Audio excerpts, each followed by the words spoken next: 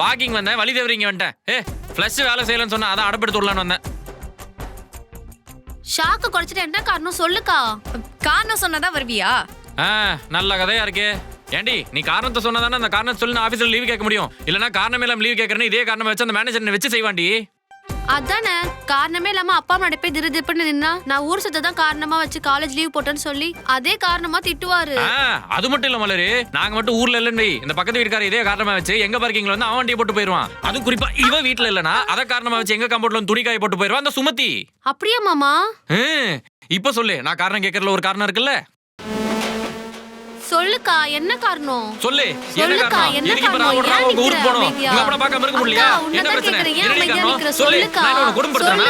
சொல்லு. என்ன பிரச்சனை? சொல்லு. எதுக்கு உடம்பு சரியில்லாதான். அடி பாவி, எவ்வளவு பெரிய விஷயத்தை இப்படி அசால்ட்டா சொல்ற. இருடா வந்துறேன். லூசாக்கா நீ? ஐயோ என்ன காரணம் சொல்றதுன்னு தெரியாம உளறிட்டனே. என்ன பண்றது? கையில இங்க பாரு, ஆபீஸ்ல லீவ் சொல்லிட்டேன். அப்புறம் போதுமான திங்ஸ் எடுத்துறேன். அப்புறம் பேக்கப் காசு எடுத்துறேன். வேற ஏதாவது தேவைப்படுமா? மாமாக்கு ஃப்ரூட்ஸ். உன் ட்ரெஸ்லாம் பேக் பண்ணியாச்சு. வேற ஏதாச்சும் எடுத்து வைக்கணுமா சொல்லு. ஏன் அமைதியா இருக்காதா? பேசு. அவளே பாவம் அப்பாவுக்கு உடம்பு சரியில்லைன்னு சோகமா இருக்கா. அப்போ எனக்கு அப்பா இல்லையா? எனக்கு சோகம் இல்லையா? இல்ல, அப்ப அந்த சோகத்தை மொத்தமா ஸ்டோர் பண்ணி வை. அங்க போய் மொத்தமா இறக்கிக்கலாம். வா போலாம், டைம் ஆச்சு. மாமா அப்பா எப்படி காரணமே இல்லாம அப்பா கரெக்டா வந்து பாத்தியா?